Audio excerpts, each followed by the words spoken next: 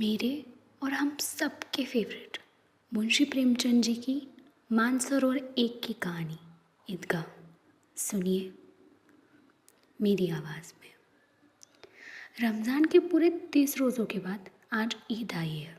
कितना मनोहर, कितना सुहावना प्रभाव है। वृक्षों पर अजीब हरियाली है, खेतों में कुछ अजीब रौनक है, आसमान में कुछ अजीब लालिमा है।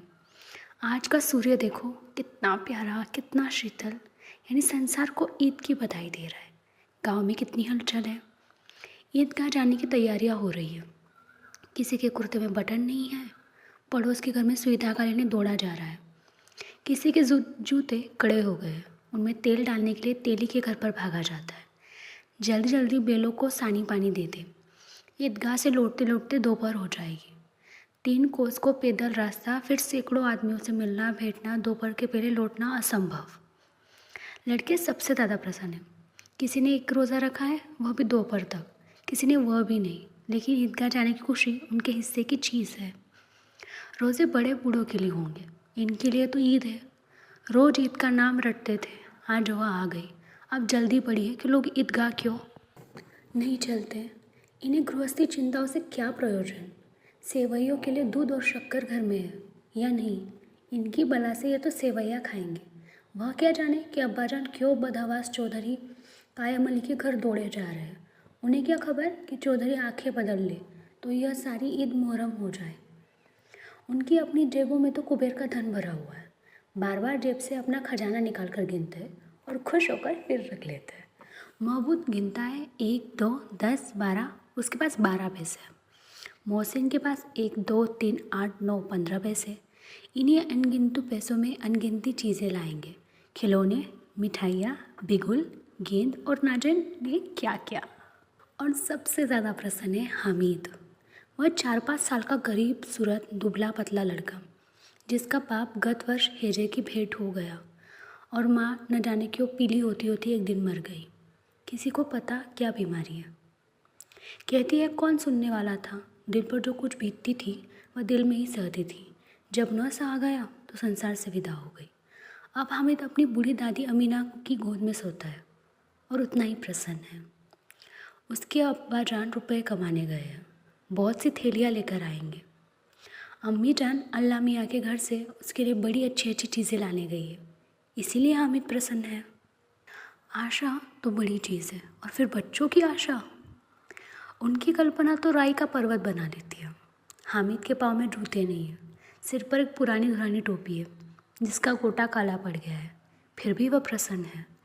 जब उसके अब्बाजान थैलियाँ और अम्मी जान नियामतें लेकर आएंगी तो वह दिल से अरमान निकाल लेगा। तब देखेगा मोहसिन, नूरे, समी कहाँ से उतने पैसे निकालेंगे। अब भागिन अमीना अपनी कोठरी में बैठी रो रही है। आज ईद का दिन, उसके घर में दाना नहीं है। आज आबिद होता तो क्या इसी तरह ईद आती और चली जाती। इस अंधकार और निराशा में वह डूबी जा रही है। किसी ने बुलाया था इस निगोड़ी ईद को। इस घर में उसका काम नहीं, लेकिन हामिद, उसे किसी के मरने जीने के क्या मतलब। उसके अंदर प्रकाश है, बाहर आशा। विपत्ति अपना सारा दलबल लेकर आए, हामिद की आनंद भरी चितवन उसका उध्वंस कर देगी। हामिद भीतर जाकर दादी से कहता है, तुम डरना नहीं अम्मा, मैं सबसे पहले आऊँगा, बिल्कुल न डरना। अमीना का दिल कचोट रहा है। गांव के बच्चे अपने अपने बाप के साथ जा रहे हैं। हामिद का बाप अमीना के सिवा और कौन है, उसे कैसे अकेले में ले जाने दे। उस भीड़ भाड़ से बच्चा कहीं खो जाए तो क्या हो। नहीं, अमीना उसे यो न जाने देगी। नन्ही सी जान 3 कोस चलेगा कैसे, पैर में छाले पड़ जाएंगे। जूते भी तो नहीं है। वह थोड़ी थोड़ी दूर पर उसे गोद में ले लेती, लेकिन यहाँ सेवैया कौन पकाएगा। पैसे होते तो लौटते लौटते सब सामग्री जमा करके चटपट बना लेती। या तो घंटों चीज़ें जमा करने लगेंगे। मांगे का ही तो भरोसा ठहरा। उस दिन फॉर्मीन के कपड़े सिले थे, 8 आने पैसे मिले थे। उस अठन्नी को ईमान की तरह बचाती चली आती थी इसी ईद के लिए, लेकिन कल ग्वालन सिर पर सवार हो गई तो क्या करती। हामिद के लिए कुछ नहीं है तो 2 पैसे का दूध तो चाहिए ही। अब तो कुल 2 पैसे बच रहे हैं, 3 पैसे हामिद की जेब में, 5 अमीना के बटुओं में।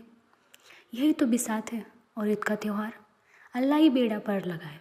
धोबन और नाइन और मैतरानी और चूड़ियारिन सभी तो आएंगी, सभी को सेवैया चाहिए।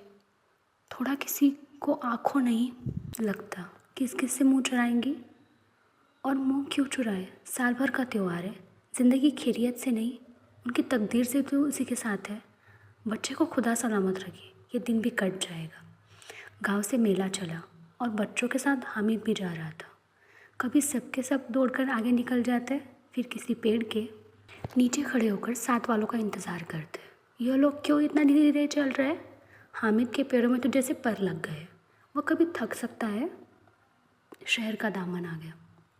सड़क के दोनों ओर अमीरों के बगीचे, पक्की चार दीवारी बनी हुई है, पेड़ों में आम और लीचियाँ लगी हुई है। कभी कभी कोई लड़का कंकड़ी उठाकर आम पर निशाना लगाता है। माली अंदर से गाली देता हुआ निकलता है। लड़के वहाँ से एक फलांग पर है, खूब हंस रहे हैं। माली को कैसा उल्लू बनाया। बड़ी बड़ी इमारतें आने लगी। यह अदालत है, यह कॉलेज है, यह क्लब घर है। इतने बड़े कॉलेज में कितने लड़के पढ़ते होंगे। सब लड़के नहीं है जी, बड़े बड़े आदमी हैं सच। उनकी बड़ी बड़ी मूछें हैं, इतने बड़े हो गए अभी तक पढ़ते जाता है। न जाने कब तक पढ़ेंगे और क्या करेंगे इतना पढ़कर। हामिद के मदरसे में 2-3 बड़े बड़े लड़के, बिल्कुल 3 कोड़ी के, रोज़ मार खाते हैं, काम से जी चुराने वाले। इस जगह भी उसी तरह के लोग होते होंगे क्या? क्लब घर में जादू होता है, सुना है, या मुर्दों की खोपड़ियाँ दौड़ती है और बड़े बड़े तमाशे होते हैं, पर किसी को अंदर नहीं जाने देते। और वहाँ शाम को साहब लोग खेलते हैं, बड़े बड़े आदमी खेलते हैं, मूंछों दाढ़ी वाले। और मिमी भी खेलती है सच। हमारी अम्मा को यह दे दो, क्या नाम है, बैट, तो उसे पकड़ ही ना सके, घुमाते ही लुढ़क जाए। महमूद ने कहा, हमारी अम्मी जान का तो हाथ कांपने लगे, अल्लाह कसम। मोहसिन बोला, चलो मानो आटा पीस डालती है, ज़रा सा बैट पकड़ लेंगे तो हाथ कांपने लगेंगे। सैकड़ों घड़े पानी रोज़ निकालती है, 5 घड़े तो तेरी भैंस पी जाती है। किसी में हमको एक घड़ा पानी भरना पड़े तो आंखों तक अंधेरी आ जाए। महमूद, लेकिन दौड़ती तो नहीं, उछल कूद तो नहीं कर सकती। मोहसिन, हाँ उछल कूद तो नहीं सकती, लेकिन उस दिन मेरी अम्मी गाय खुल गई थी और चौधरी के खेत में जा पड़ी थी। अम्मा इतना तेज़ दौड़ी कि मैं उन्हें ना पा सका सच। आगे चले, हलवाई की दुकानें शुरू हुई। आज खूब सजी हुई थी। इतनी मिठाइयाँ कौन खाता? देखो ना, एक एक दुकान पर मनो होंगी। सुना है रात को जिन्नात आकर खरीद ले जाते हैं। अब्बा कहते थे कि आधी रात को एक आदमी हर दुकान पर जाता है और जितना माल बचा होता है वह तुलवा लेता है और सचमुच के रुपए देता है, बिल्कुल ऐसे ही रुपए। हामिद को यकीन नहीं आया, ऐसे रुपए जिन्नात को कहाँ से मिल जाएंगी। मोहसिन ने कहा, जिन्नात को रुपए की क्या कमी, जिस खजाने में चाहे चले जाए, लोहे के दरवाजे तक उन्हें नहीं रोक सकते जनाब। आप है किस फेर में, हीरे जवाहरात तक उनके पास रहते हैं। जिससे खुश हो जाए उसे टोकरो जवाहरात दे दिए, अभी यही बैठे 5 मिनट में कलकत्ता पहुंच जाए। हामिद ने फिर पूछा, जिन्नात बहुत बड़े बड़े होते हैं? मोहसिन, एक एक सिर आसमान के बराबर होता है जी। ज़मीन पर खड़ा हो जाए तो उसका सिर आसमान से जा लगे, मगर चाहे तो एक लोटने में घुस जाए। लोग उन्हें कैसे खुश करते होंगे, कोई मुझे ये मंत्र बता दे। बच्चों के लिए तो नगर की सभी चीज़ें अनोखी थी। जिस चीज़ की ओर ताकते ताकते ही रह जाते। पीछे से हॉर्न की आवाज़ें आने पर भी न चेतते।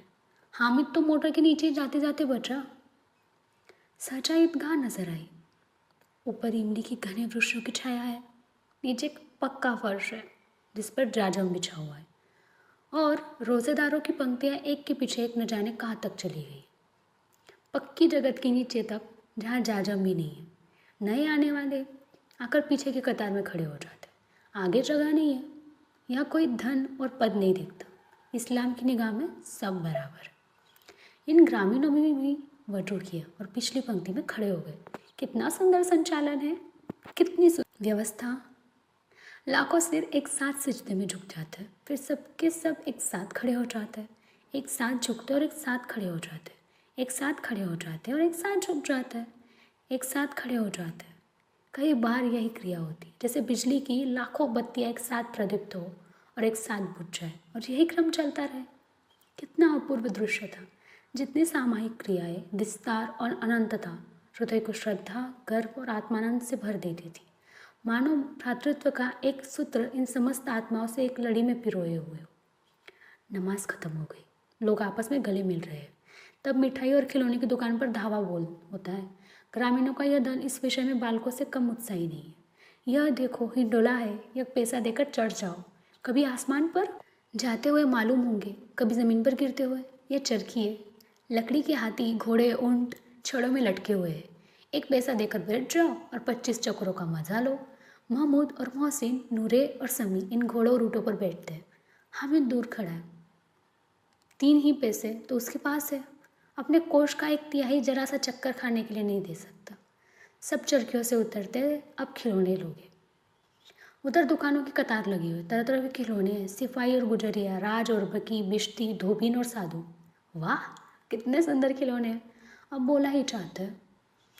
महमूद सिपाही लेता है, खाकी वर्दी, लाल पगड़ी वाला, कंधे पर बंदूक रखे हुए। मालूम होता है अभी कवायद किए चला रहा है। मोहसिन को बिश्ती पसंद आया, कमर झुकी हुई, ऊपर मशक रखे हुए, मशक का मुंह एक हाथ से पकड़े हुए। कितना प्रसन्न है, शायद कोई गीत गा रहा है, बस मशक से पानी उड़ेला ही चाहता है। नूरे को वकील से प्रेम है, कैसी विद्वत्ता। उसके मुख पर काला चोगा, नीचे सफ़ेद अचकन, अचकन के सामने की जेब में घड़ी, सुनहरी जंजीर, एक हाथ में कानून का पोथा लिए हुए। मालूम होता है अभी किसी अदालत से जिरह या बहस किए चले आ रहा है। यह सब 2-2 पैसे के खिलौने। हामिद के पास कुल 3 पैसे। इतने महंगे खिलौने वह कैसे ले? खिलौना कहीं हाथ से छूटे तो चूर चूर हो जाए, जरा पानी पड़े तो सारा रंग धुल जाए। ऐसे खिलौने लेकर वह क्या करेगा, किस काम के? मोहसिन कहता है मेरा बिश्ती रोज पानी दे जाएगा सांझ सवेरे। महमूद और मेरा सिपाही घर का पहरा देगा, कोई चोर आएगा तो फ़ौरन बंदूक से फायर कर देगा। नूरे और मेरा वकील खूब मुकदमा लड़ेगा। समी और मेरी धोबिन रोज़ कपड़े धोएगी। हामिद खिलौनों की निंदा करता है, मिट्टी के तो है, गिरे तो चकनाचूर हो जाए, लेकिन ललचाई हुई आंखों से खिलौनों को देख रहा है और चाहता है ज़रा देर के लिए उन्हें हाथ में ले सकता। उनके हाथ अनायास से लपकते, लेकिन लड़के इतने त्यागी नहीं होते, विशेषकर जब अभी नया शौक है। हामिद ललचाता रह जाता है। खिलौने के बाद मिठाइयाँ आती हैं। किसी ने रेवड़ियाँ ली, किसी ने गुलाब जामुन, किसी ने सोहन हलवा। मज़े से खा रहे थे। हामिद बिरादरी से पृथक है। अभागे के पास 3 पैसे ही तो है, क्यों नहीं कुछ लेकर खाता? ललचाई आंखों से सबक की ओर देख रहा है। मोहसिन कहता है हामिद रेवड़ी ले जा, कितनी खुशबूदार है। हामिद को संदेह हुआ ये केवल क्रूर विनोद है, मोहसिन इतना उदार नहीं है, लेकिन यह जानकर भी वह उसके पास जाता है। मोहसिन दोने से एक रेवड़ी निकालकर हामिद की ओर बढ़ाता है। हामिद हाथ फैलाता है। मोहसिन रेवड़ी अपने मुंह में रख लेता है। महमूद, नूरे और समी खूब तालियां बजा बजा कर हंसते हैं। हामिद खिसिया जाता है। मोहसिन, अच्छा अब की ज़रूर देंगे। हामिद, अल्लाह कसम ले जा, रखे रहो। क्या मेरे पास पैसे नहीं है? सामी, 3 ही तो पैसे, 3 पैसे में क्या क्या लोगे? महमूद, हमसे गुलाब जामुन ले जाओ। हामिद, मोहसिन बदमाश है। हामिद, मिठाई कोई बड़ी नेमत नहीं है, किताब में इसकी कीमत बुराइयाँ लिखी है। मोहसिन, लेकिन दिन में कह रहे होंगे कि मिले तो खा ले, अपने पैसे क्यों नहीं निकालते? महमूद, इसे समझते हैं, इसकी चालाकी, जब हमारे सारे पैसे खर्च हो जाएंगे तो हमें ललचा ललचा कर खाएगा। मिठाइयों के बाद कुछ दुकानें लोहे की चीज़ें की, कुछ गिलट और कुछ नकली गहनों की। लड़कियों के लिए यहाँ कोई आकर्षण न था, वे सब आगे बढ़ जाते। हामिद लोहे की दुकान पर रुक जाते हैं। कई चिमटे रखे हुए थे। उसे ख्याल आया कि दादी के पास चिमटा नहीं है।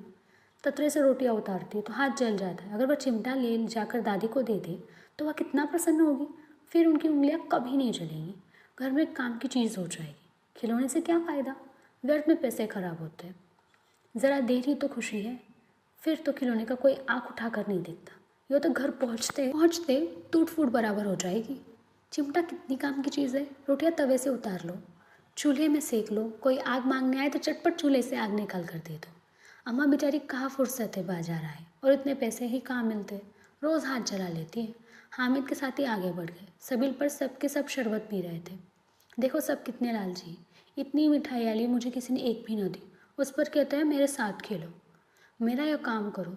अब अगर किसी को कोई काम करने को कहा तो पूछेगा खाए मिठाइयाँ, आप मुँह सड़ेगा, फोड़े फुंसियाँ निकलेंगी, आप ही जबान चटोरी हो जाएगी। तब घर से पैसे चुराएंगे और मार खाएंगे। किताब में झूठी बातें थोड़ी ही लिखी है। मेरी ज़बान क्यों ख़राब होगी? अम्मा चिमटा देखते ही दौड़कर मेरे हाथ से ले लेगी और कहेगी मेरा बच्चा अम्मा के लिए चिमटा लाया है, कितना अच्छा लड़का है। इन लोगों के खिलौने पर कौन इन्हें दुआएं देगा? बड़ों का दुआ सीधे अल्लाह के दरबार में पहुंचती है और तुरंत सुनी जाती है। मैं भी इनसे मिजाज क्यों सहूँ, मैं गरीब सही, किसी से कुछ मांगने को तो नहीं चाहते। आखिर अब्बाजान कभी ना कभी आएंगे, अम्मा भी आएगी, फिर इन लोगों से पूछूंगा कितने खिलौने लोगे, एक एक को टोकरियाँ खिलौने दूँ और दिखा दूँ कि दोस्तों के साथ इस तरह का सलूक किया जाता है। यह नहीं कि एक पैसे की रेवड़ियाँ ली तो चिड़ा हिड़ा कर खाने लगे। सबके सब हंसेंगे कि हामिद ने चिमटा लिया है। हंसे मेरी वाला से। उसने दुकानदार से पूछा ये चिमटा कितने का है।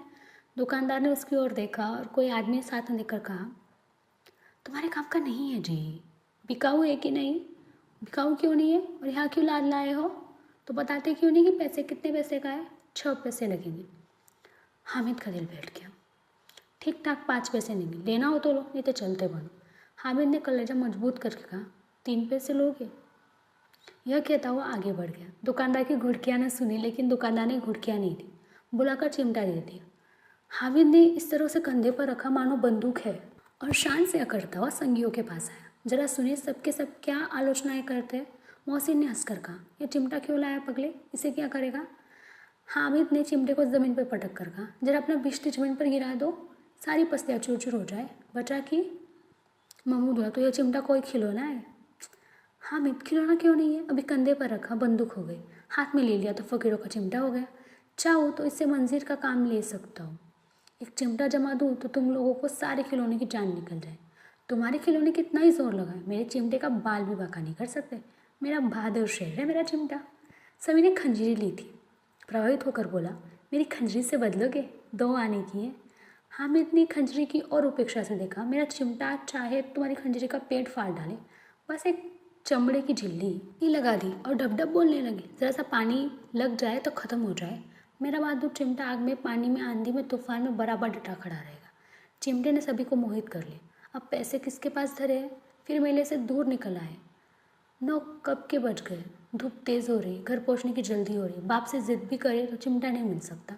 हामिद है बड़ा चालाक, इसलिए बदमाश अपने पैसे बचा रखे थे। अब बालकों को 2 दल हो गए, मोहसिन, मोहम्मद, समी और नूर एक तरफ है, हामिद अकेला दूसरी तरफ। शास्त्रार्थ हो रहा है। समी तो विधर्मी हो गया, दूसरे पक्ष से जा मिला। लेकिन मोहसिन, महमूद और नूरे भी हामिद से एक 2-2 साल बड़े हैं। उन्हें पर भी हामिद के आघातों से आतंकित हो रहे हैं। उसके पास न्याय का बल और नीति की शक्ति। एक और मिट्टी है, दूसरी ओर लोहा, जो इस वक्त अपने फौला कर रहा है। वह अजय है, घातक है। अगर कोई शेर आ जाए, मियाँ भिश्ती के छक्के छूट जाए, जो मियाँ सिपाही मिट्टी की बंदूक छोड़कर भागे, वकील साहब की भी नानी मर जाए, चौके की मुँह छिपाकर ज़मीन पर लेट जाए, मगर यह चिमटा, यह बहादुर, यह रुस्तमे हिंद लपक कर शेर की गर्दन पर सवार हो जाए और उसकी आंखें निकाल लेगा। मोहसिन ने आंखें जोर लगाकर कहा अच्छा पानी तो नहीं भर सकता। हामिद ने चिमटे को सीधा करके कहा भिश्ती को एक डांट बताएगा तो दौड़ा हुआ पानी लाकर उसके द्वार पर छिड़कने लगेगा। मोहसिन बरास्त हो गया। महमूद ने कुमक पहुंचाई अगर बच्चा पकड़ जाए तो अदालत में बंदे बंदे फिरेंगे, तब तो वकील साहब ही पैरों पड़ोगे। हामिद इस प्रबल तर्क का जवाब न दे सका। उसने पूछा हमें पकड़ने कौन आएगा। नूरे ने अकड़ कर कहा एक सिपाही बंदूक वाला। हामिद ने मुँह छिड़ाकर कहा यह बेचारे हम बहादुर रुस्तम हिंद को पकड़ेंगे।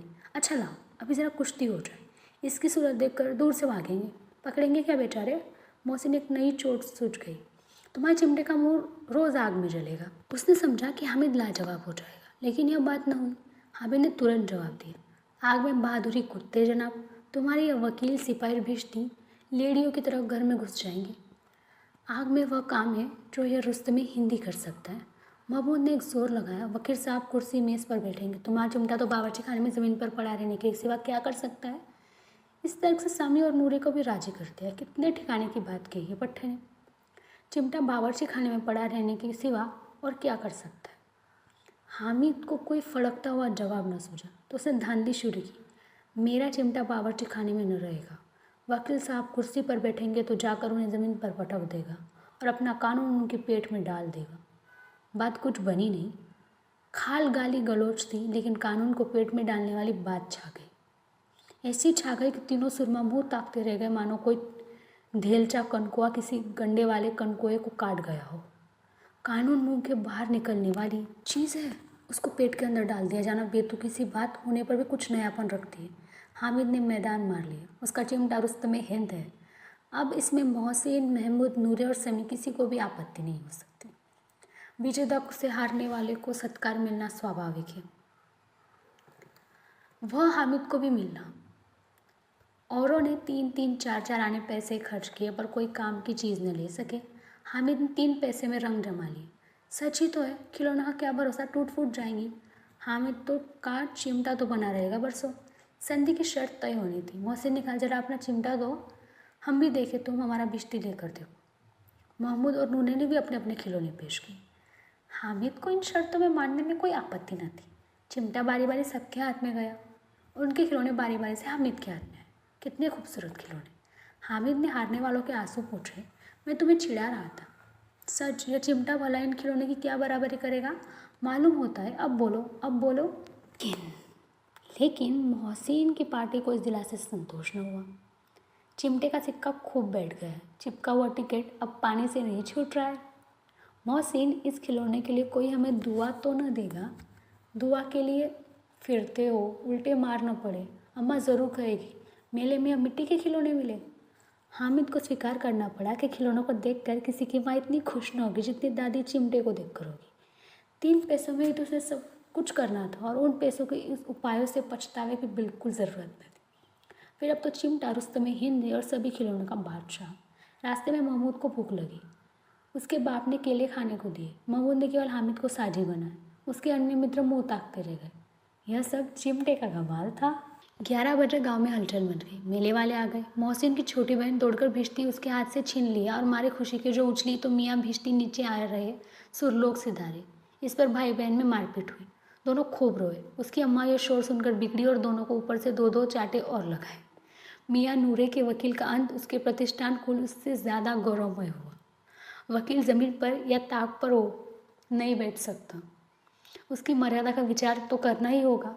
दीवार में खुंटियाँ गाड़ी गई। उन पर लकड़ी का एक पटरा रखा गया। पटरे पर कागज़ का कालीन बिछाया गया। वकील साहब राजा भोज की भांति सिंहासन पर विराजे। नूरे ने उन्हें पंखा झलना शुरू किया।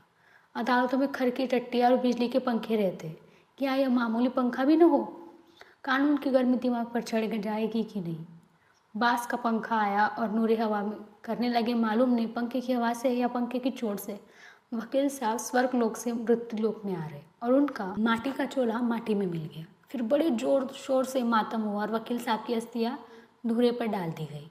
अब रहा महमूद का सिपाही। उसे चटपट गांव का पहरा देने का चार्ज मिल गया। लेकिन पुलिस का सिपाही कोई साधारण व्यक्ति तो नहीं जो अपने पैरों चले। वह पालकी पर चलेगा। एक टोकरी आई, उसमें कुछ लाल रंग के फटे पुराने चिथड़े बिठाए गए जिसमें सिपाही आराम से लेटे। नूरे ने यह टोकरी उठाई और उसके द्वार पर चक्कर लगाने लगे। उनके दोनों छोटे भाई सिपाही की तरह छोने वाले जागते रहो पुकारते रहे, मगर रात को अंधेरी होनी चाहिए, नूरे को ठोकर लग जाती है। टोकरी उसके हाथ से छूटकर गिर पड़ती है और मियाँ सिपाही अपनी बंदूक लिए ज़मीन पर आ जाते हैं और उनकी एक टांग में बिकार आ जाता है। महमूद को आज ज्ञात हुआ कि वह अच्छा डॉक्टर है। उसको ऐसा मरहम मिल गया जिससे वह टूटी टांग को आनन फानन जोड़ सकता है। केवल गुलर का दूध चाहिए। गुलर का दूध आता है। टांग जवाब दे देती है। शल्य क्रिया असफल हुई तब दूसरी टांग भी जोड़ दी जाती है। अब क्रम से क्रम एक जगह आराम से बैठ तो सकता है, एक टांग से तो न चल सकता है न बैठ सकता है। अब वह सिपाही सन्यासी हो गया। अपनी जगह पर बैठा बैठा पहरा देता है। कभी कभी देवता भी बन जाता है। उसके सिर का झालरदार साफा खुरच दिया गया है। अब उसका जितना रूपांतर चाहो कर सकते हो। कभी कभी तो उसका बाट का भी काम लिया जाता है। अब मियाँ हामिद का हाल सुनिए। अमीना उसकी आवाज़ सुनते ही दौड़ी और उसके गोद में उठाकर प्यार करने लगी। सहसा उसके हाथ से चिमटा देखकर वह चौंकी। यह चिमटा कहाँ था? मैंने मोल लिया है। क्या पैसे के? 3 पैसे दिए। अमीना को छाती पीट ली। यह कैसा बेसमझ लड़का है? दोपहर हुआ, कुछ खाया न पिया, लाया क्या चिमटा? सारे मेले में तुझे और कोई चीज़ न मिली जो ये लोहे का चिमटा उठा लाया? हामिद ने अपराधी भाव से कहा, तुम्हारी उंगलियां तब से जल जाती थी इसलिए मैंने इसे लिया। बुढ़िया का क्रोध तुरंत स्नेह में बदल गया और स्नेह भी वह नहीं जो प्रगल्भ होता है, अपनी सारी कसक शब्दों में बिखेर देता है। यह मुख स्नेह था, खूब ठोस, रस और स्वाद से भरा। बच्चे में कितना त्याग, कितना शब्द और कितना विवेक है। दूसरों को तो खिलौने लेते, मिठाई खाते देखकर इसका मन कितना ललचाया होगा। इतना जब इससे हुआ कैसे? वहाँ भी इसे अपनी बुढ़िया दादी की याद बनी रही। अमीने का मन गदगद हो गया। और अब वह बड़ी विचित्र बात हुई। हामिद के इस चिमटे से भी विचित्र। बच्चे हामिद ने बूढ़े हामिद का पार्ट खेला था। बुढ़िया अमीना बालिका अमीना बन गई। वह रोने लगी। दामन फैलाकर हामिद को दुआएं देती जाती थी और आंसू की बड़ी बड़ी बूंदें गिराती थी। हामिद इसका रहस्य क्या समझता? उम्मीद करती हूँ आपको ईदगाह की कहानी पसंद आई होगी। आप भी ज़िंदगी में खिलौनों का और ज़रूरतों का महत्व समझे, इसलिए ये कहानी है। अगर आपको ये कहानी पसंद आई हो तो लाइक, शेयर, सब्सक्राइब और फॉलो करना ना भूलें। और इसी के साथ दिल से धन्यवाद।